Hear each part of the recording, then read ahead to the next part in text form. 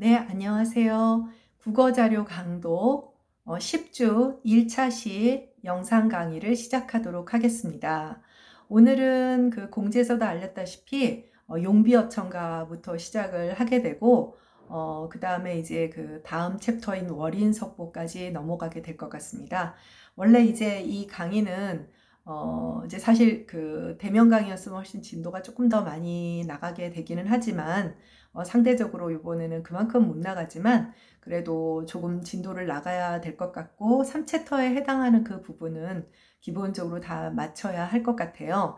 원래는 거기에다 뒷부분에 이제 가보면 월인청강지곡이 있는데 이제 그 3챕터 월인석보 얘기하면서 얘기하다 보면 월인청강지곡의 기 1부터 기 8을 그 안에서 포함돼서 배우기 때문에 최소한 그 챕터 3 월인석보라고 되어 있는 그 부분은 이제 맞춰야 할 것 같아요. 이제 우리가 10주고 15주 차에 그 대면 시험으로 이제 그 오프라인 기말고사를 봐야 하기 때문에 그렇게 대충 알고 있으면 될 것 같고요. 어찌되었건 간에 시험 범위는 우리가 공부하는 데까지의 강독 내용까지만 시험 범위이고 또 그렇다고 해서 그 강의실처럼 마구잡이로 좀 마구잡이라고 하니까 좀 그렇지만 그렇게 나갈 수는 없기 때문에 좀 찬찬히 할 수밖에 없습니다.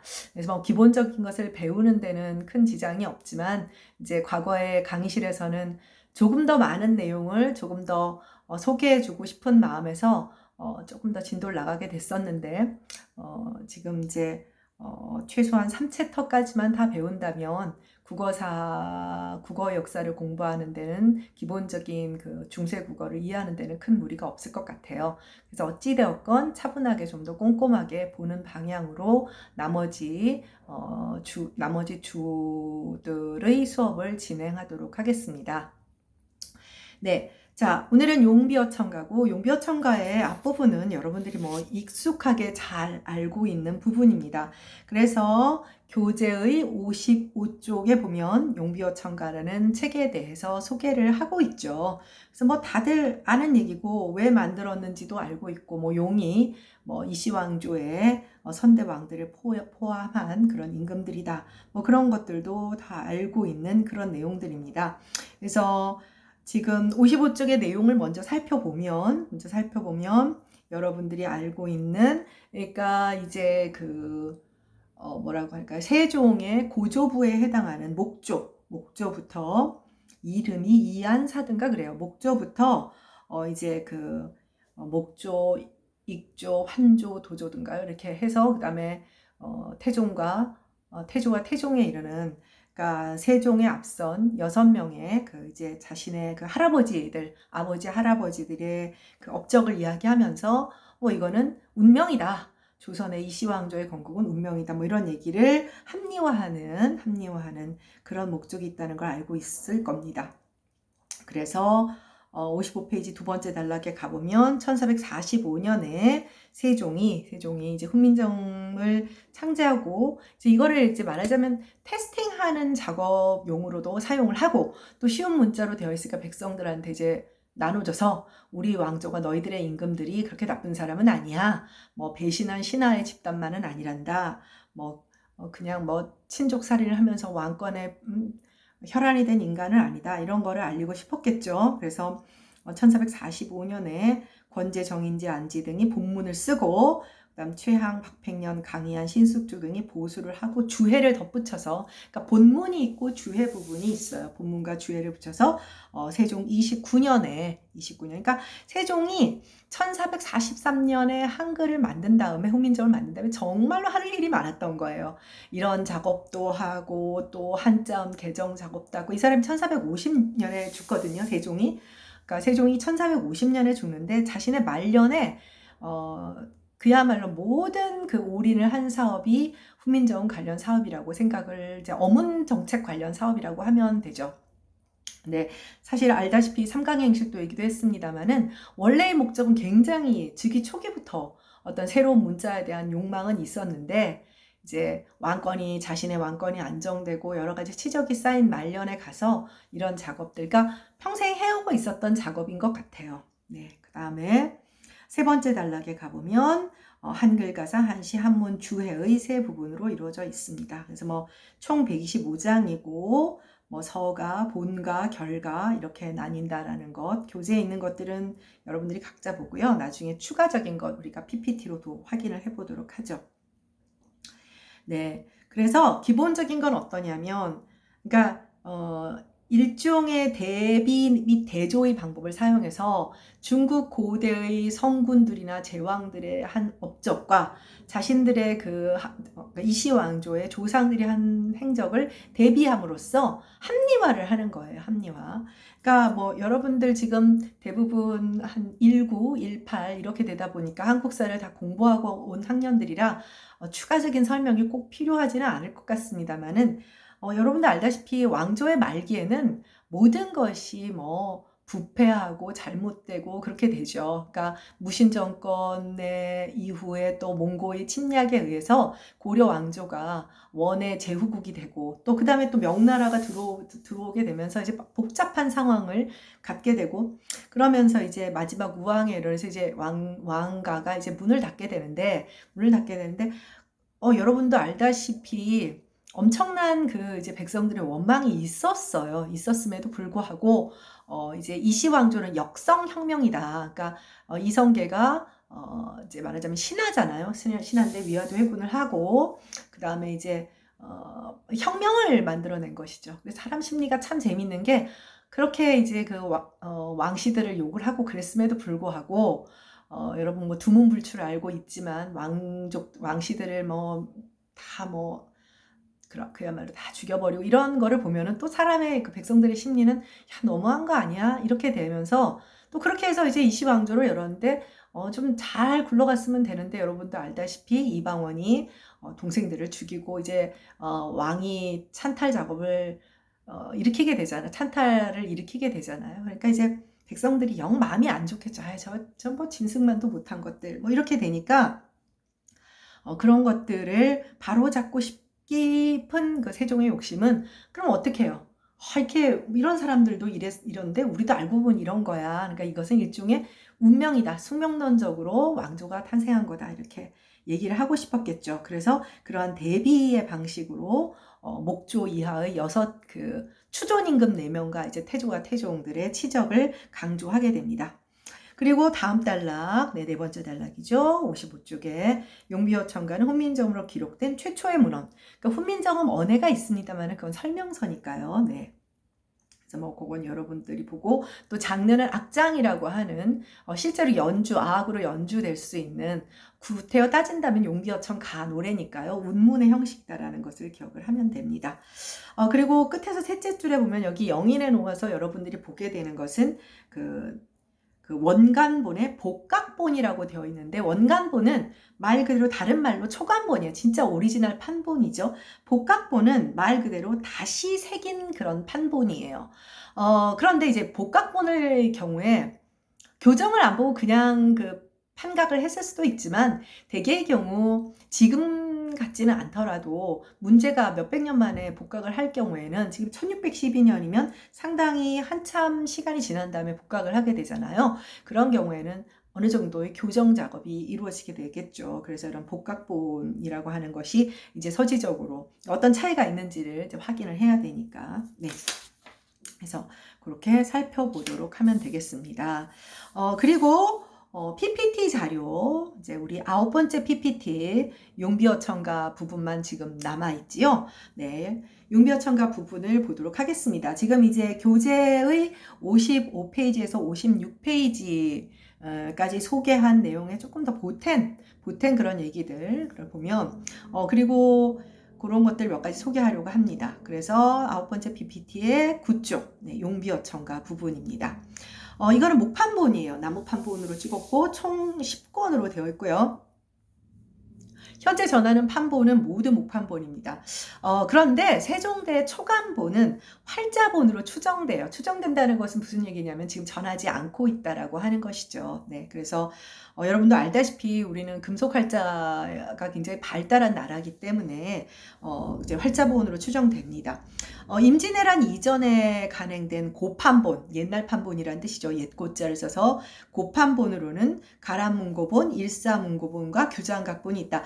가람은 누군지 혹시 기억이 납니까? 가람 이병기 선생, 네, 시조 같은 거에서 접했을 것 같기도 하고 아닌 사람들도 있을 것 같아요.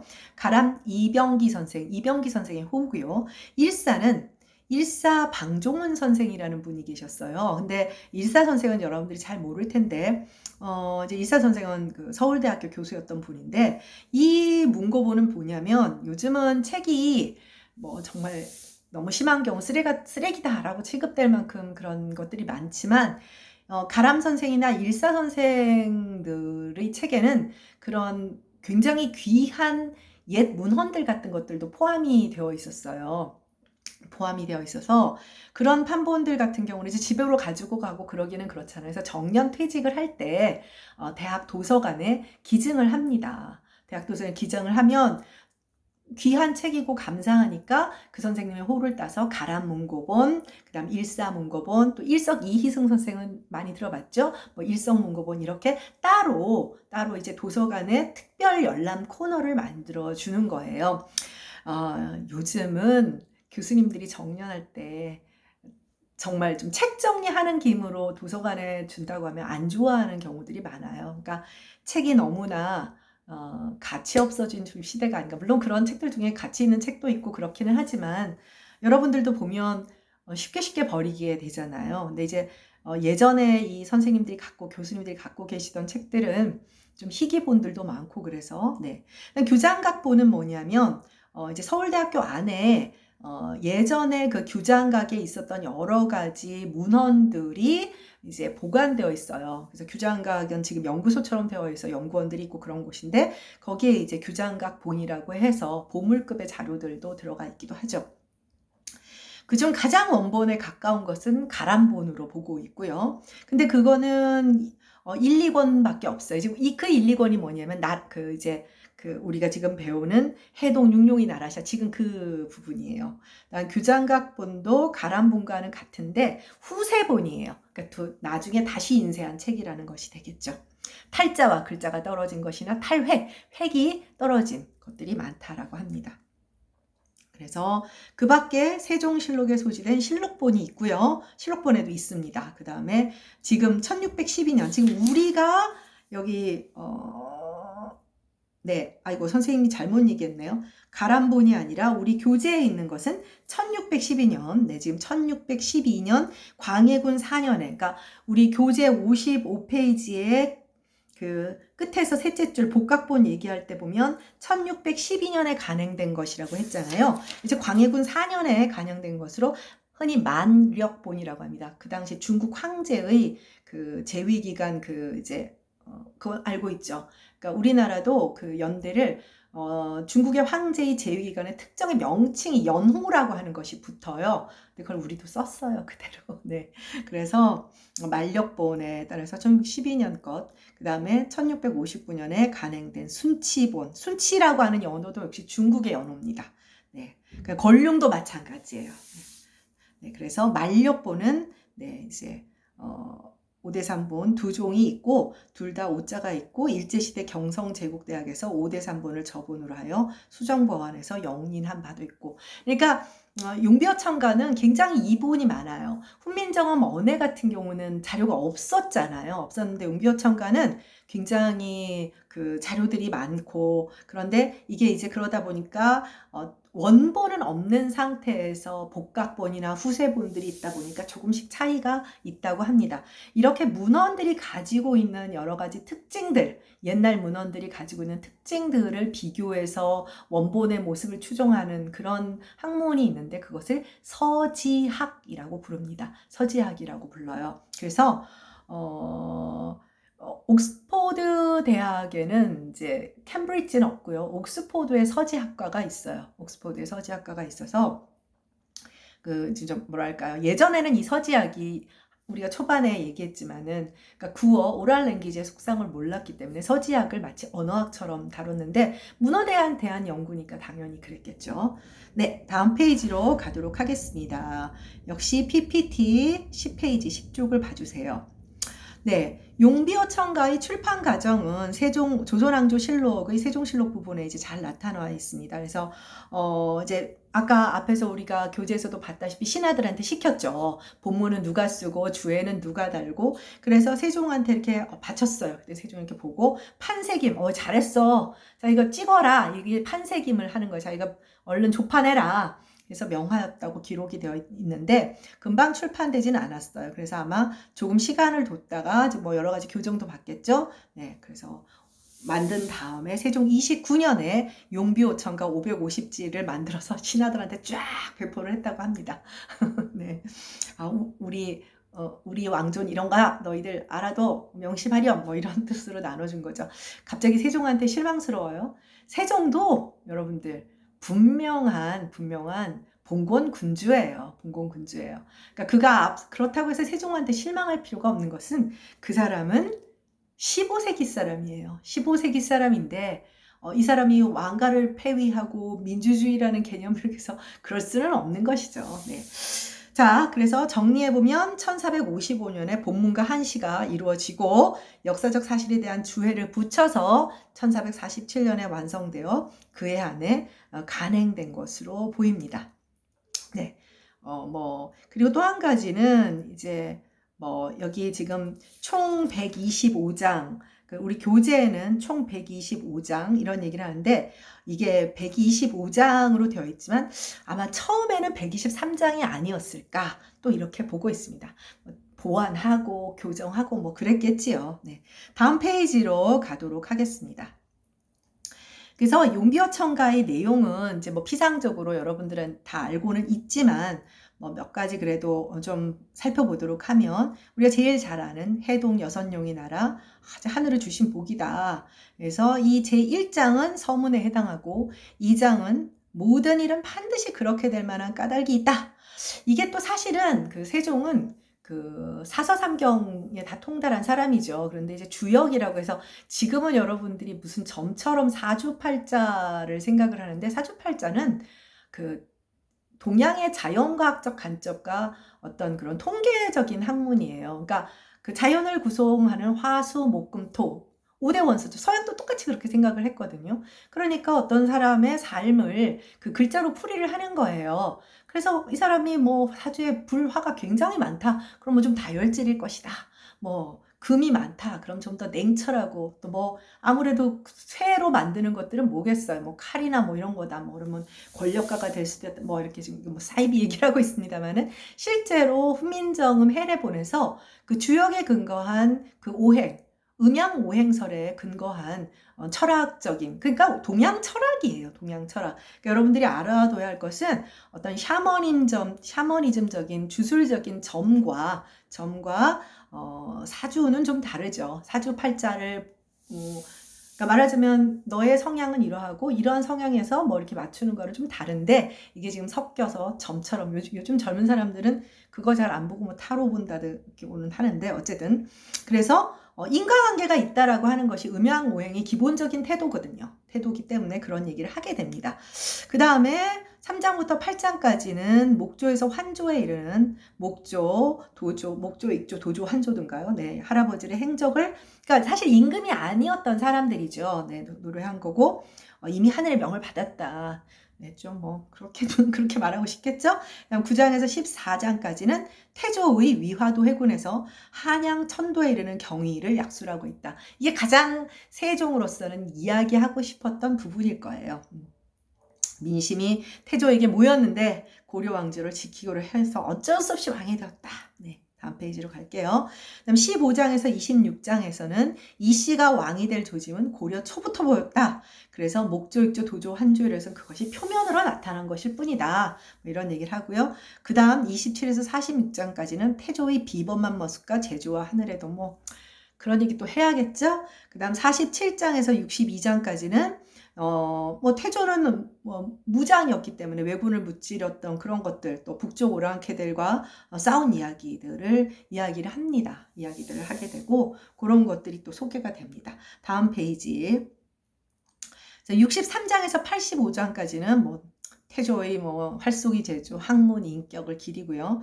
그러니까 태조에 대한 것들이 가장 많이 들어갈 수밖에 없죠. 건국 시조니까요. 그다음 86장에서 89장까지는 중국의 이른바 성인의 행적을 앞세우고 있는 지금까지 노래의 격식을 깨뜨리고 중국의 일을 앞세우지 않고 태조의 실력과 신무와 신공을 기리면서 그에 대한 칭송을 끝맺습니다. 요 3장. 4장이죠. 86, 87, 88, 89. 그래서 그 다음에 이제 자기 아버지죠. 아버지가 무슨 일을 했는지 자기도 잘 알고 있죠. 잘 알고 있음에도 불구하고 90에서 109장까지는 태종의 용모인품 뭐 이런 것들. 그 다음에 자 여기 재밌는 게 그 부인의 내조의 공이 많았음을 기리고 있어요. 민씨죠. 여러분들이 알고 있는 그 원경왕후 민씨고 그 다음에 이제 여러분도 알다시피 그 민무진가요? 그 태종이 이방원이 그 건국의 공로가 컸던 이제 처남들을 다 죽여버리죠. 참 여러분들이 생각해도 참 이 정치 어떻게 살았나 몰라요. 그런데 지금 헌인릉 알고 있습니까? 헌릉이 이쪽에 어딘가요? 그 분당 가기 전 쪽에 이렇게 나가다 보면 그 헌릉이 헌인 가구단지 네, 헌릉과 인릉이 있는데 그 헌릉에 이 태종과 그 부인 원경하고 민씨가 나란히 누워 있습니다. 마음으로는 이미 서로 외면한 지가 살면서는 끝일 텐데 자식들은 그럴 수가 없겠죠. 엄마 아버지니까. 그래서 세종이 그 자기 어머니의 내조의 공으로 조선 왕조가 이렇게 기반 위에 올랐다라는 것을 밝힙니다. 그 다음에 110장에서부터 125장까지는 마치 고려 왕건의 훈요십자처럼 후세 임금들에게 경계를 내리는 글로 이제 노래를 하면서 마무리를 하게 됩니다.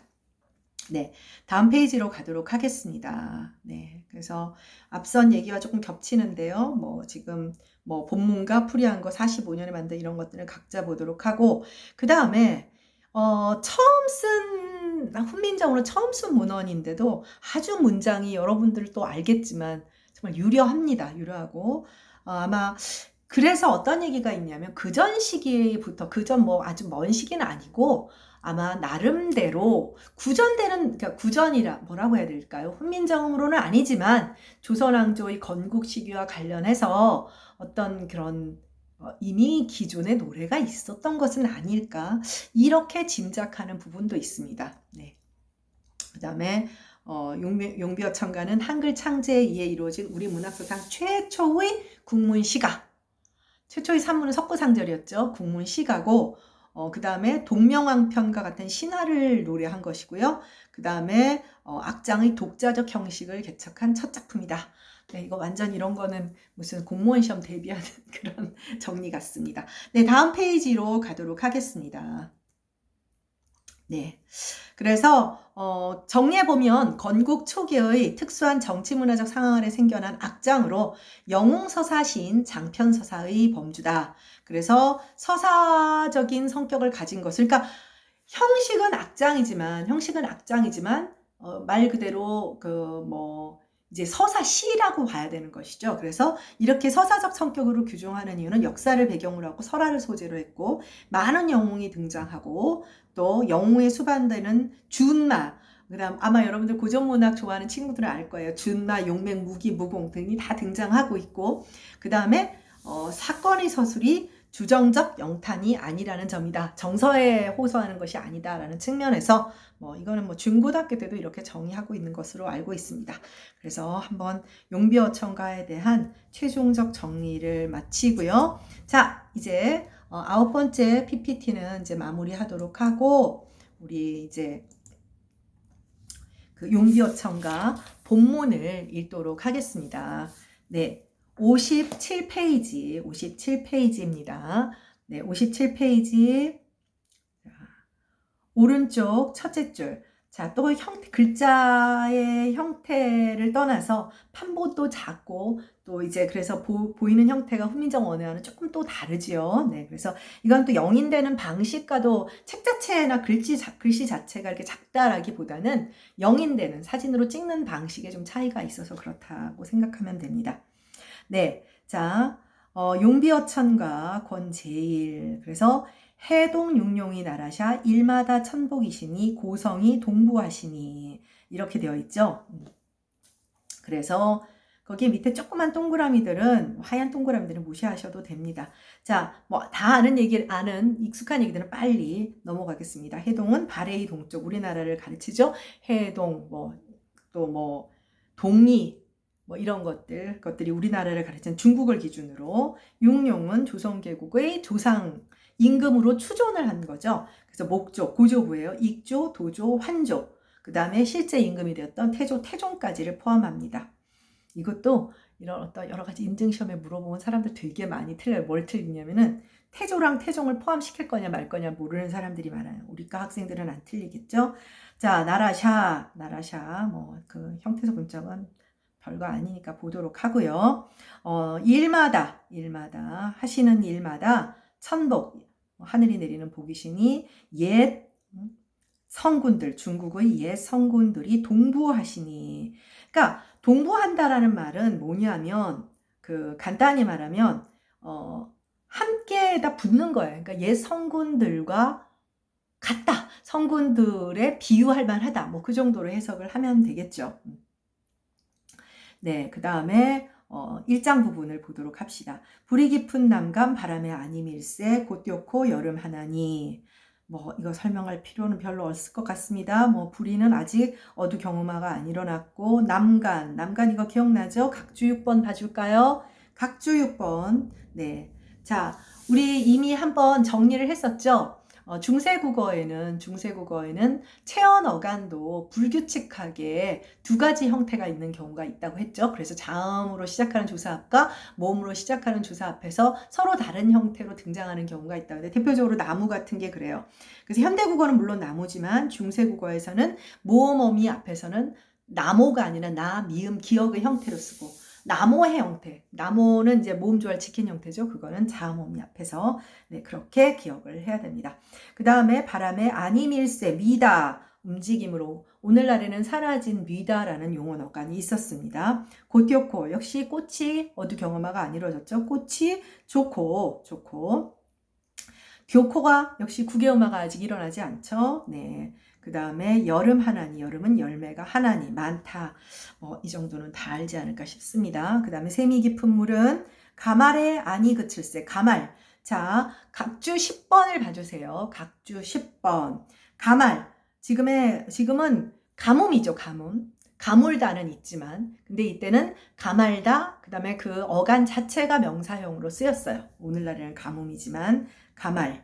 자, 가뭄에 아니 그칠세. 아니 끊어짐으로, 아니 그침으로, 내히일어. 내는 냇물이죠, 냇물. 히읗을 발음으로 가지고 있었던 체언 어간입니다. 냇물을 이루어서 바랄, 바다죠. 바랄.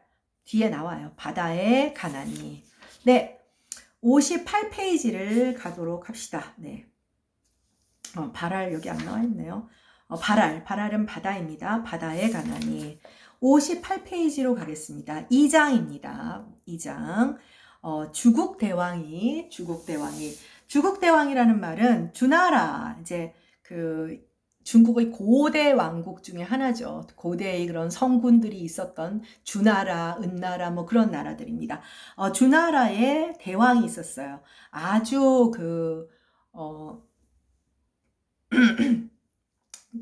뭐랄까요?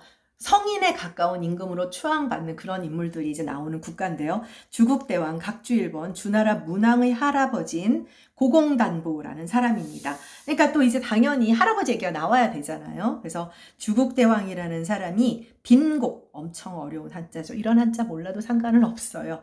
빈자예요, 빈자. 지명입니다. 빈곡에 살아샤, 제업을 열으시니. 그러니까 주국대왕, 고공단보라는 사람이 빈곡이라는 곳에 사셔서 제업, 이 제자는 황제 제자죠. 황제의 업을 열었으니. 자, 그런데 딱 그 대꾸로 어떻게 되냐면 우리 한 칸 내려 쓰고 우리 시조가 경흥에 살아샤 한 칸 띄고 왕업을 열으시니. 자, 이게 재밌어요.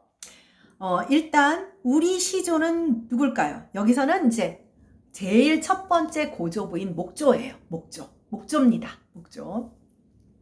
그래서 이 목조라는 사람이 자기가 살았던 이 씨들의 전주이 씨 원래 이제 이들이 살았던 고향이 이제 경흥인 거예요. 경흥에 살아서 왕업을 열으시니. 자, 여기 재밌는 것이 뭐냐면 주국대왕과 시조인 목조가 대비되고 있고요. 제업과 왕업이 대비가 되고 있고요. 빈곳과 경흥이 대비되고 있어요. 뭐 사는 지역은 뭐 상관이 없죠. 옛날 살던 자기들이 연고지를 말을 하는 것이니까. 또 주인공이 고공담보인 주국대왕이나 뭐 목조인 시조 이건 상관이 없어요.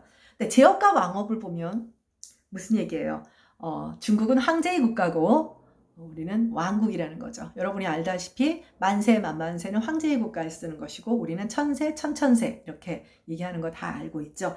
근데 재밌는 건 보세요. 시조 앞에 한 칸 내려 쓰고 왕업 앞에 한 칸 내려 썼어요. 뭐예요? 자기들의 조선과 비록 내가 이렇게 쓰지만 한 칸 내려 쓴 게 띄어쓰기 아니라고 했죠. 높임의 뜻이에요. 바투 잡아서 쓸 수 없다라는 것이죠. 네. 요렇게 약간의 사소한 반항 그런 걸 해봤다고 할까요? 네. 자, 그 다음 3장입니다. 적인 서리에 가샤. 네, 적인이라고 하는 것은 각주 사본에 보면 북쪽 오랑캐라는 뜻이에요. 북쪽 오랑캐니까 이 무렵에는 대부분 여진족입니다. 조선왕족의 개국을 할 무렵에는 다들 이들이 이제 언어적으로는 퉁구서 우리랑 같은 알타이어를 쓰는 여러분들 요나라를 만들었던 거란족 이런 사람들 다 알죠. 근데 거란은 주로 고려와 관련이 있고 이제 그 여말 선초는 주로 여진과 관련이 있어요. 그래서 개국공신 가운데 이지란, 이두란, 퉁두란이로 불렸던 사람이 있어요. 그러니까 이성계의 아우로 의형제로 불리는 사람인데 이 사람은 여진족이거든요. 근데 사실은 지금과는 달리 이제 굉장히 이제 국경의 그 경계가 흐리니까 의사소통도 되고 그래서 그러다 보니까 이성계가 여진족이라는 그런 좀 그런 야담 같은 그런 설도 있기는 하지요. 네. 어쨌든 북쪽 오랑캐라는 뜻이고요. 적인 시옷은 사이 시옷이죠. 설이라는 말은 각주 5번에 보면 사이라는 뜻입니다. 북쪽 오랑캐 사이에 가서 자, 적인이 가뢰언을 북쪽 오랑캐가 가뢰언을 각주 6번 가뢰다는 방자하게 굴건을